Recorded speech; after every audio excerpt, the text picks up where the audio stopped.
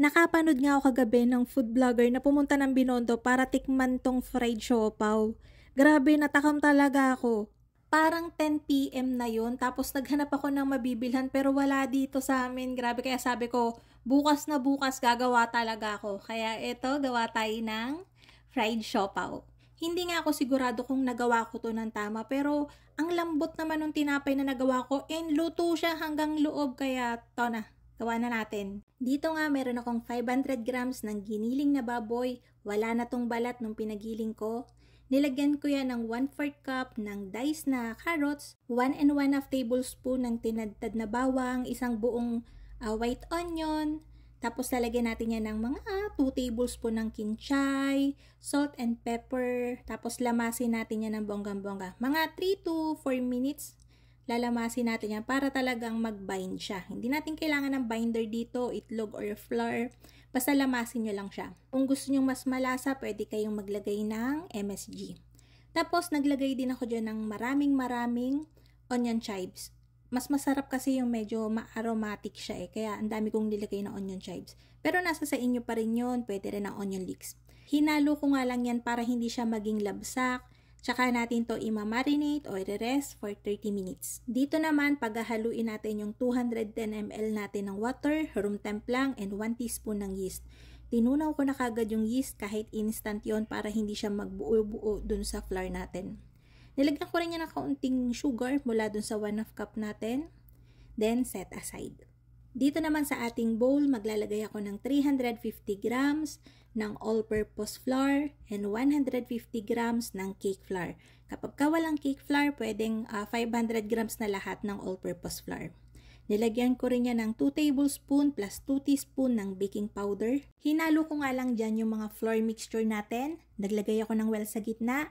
Tsaka natin ilalagay yung rest ng ating 1/2 cup ng sugar, 1 teaspoon ng salt, 1 tablespoon ng white vinegar, and then yung tinunaw nating yeast and water kanina, ibubuhos na rin natin dyan.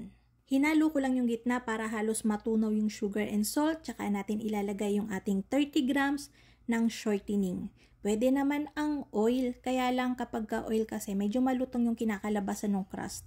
Mas maputi pati kapag shortening. Quest shortening yung ginagamit ko ng High Caps Marketing Corporation.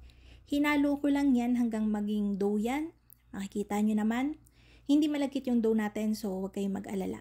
Kapag ayaw nyong magmasa, pwede nyo naman tong isa lang sa mixer hanggang kuminis. Mas maganda yung talagang medyo makinis talaga kasi mas maputi yung kinakalabasan ng ating siopaw. Pero ako, minasa ko lang to. Siguro mga nasa 15 minutes din ako nagmasa nito. Kasi nga, gusto ko talaga makinis na makinis siya para hindi bubuka kapag nag-seal tayo. Okay? Huwag nga kayong titigil magmasa hanggat hindi nyo pa nakikitang makinis na yung dough para mas maganda yung outcome. So yan, kinat ko lang yan ng mga nasa 45 to 50 grams each and then bibilugin natin. Pagkabilog nito, importante to, throughout the process, kailangan may taklob ng plastic yung mga dough nyo para hindi siya nadadry, hindi siya magkaroon ng elephant skin kapag in-steam na natin or pinan-fry na natin. So yan, lagi nyo tatakpan ng plastic. I-rest natin to for 15 minutes. After 15 minutes, pwede na tayong magpalaman. Alam nyo na naman to, medyo banu talaga akong mag-seal ng siopaw. Hindi maganda yung kinakalabasan. Pero ito, hindi naman to bubukam. So yan, naglagay lang ako ng filling natin. Then, para maiba naman, ganito ako mag-seal ngayon. Okay din naman, maganda din naman Pero hindi talaga ako magaling mag-seal. Hindi ko alam kung bakit di ko matutunan yan. Ang ginagawa ko dito, kung gaano kabigat yung dough ko, ganon din kadami yung palaman. So, 50 grams yung ating dough, 50 grams din ng meat filling yung nilalagay ko.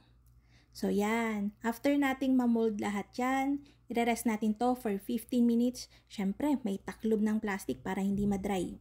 Hindi na nga natin to i-steam. Yan, naglagay lang ako ng mga nasa 500 ml ng water dun sa pan natin. Then, taklob. Lulutuin natin to sa malakas na apoy for 12 minutes. Ganito nga yung ginawa dun sa video ng food vlogger, yung hindi na nila ini-steam diretso na. So, after mga 12 minutes, tinanggal ko yung takip and bago ma-reduce yung water ng said talaga, naglagay ako dyan ng kaunting-kaunting mantika para ma-fry yung ilalim. Sigurado ko may magsasabi dyan na hindi naluluto yung loob niyan, hindi luto yung karne niyan sa loob. Actually, lutong-luto po. Kapag inuna natin i-steam yung bola-bola, yung katas niyan, yung umami flavor niya, naandun lang sa water, dun sa steam, babagsak lang siya doon. Hindi katulad pag pinalaman natin siya ng hilaw, yung lasa no, naandun talaga mismo sa ban. So, mas maganda ipapalaman natin siya ng hilaw. Maluluto naman kita nyo naman dito.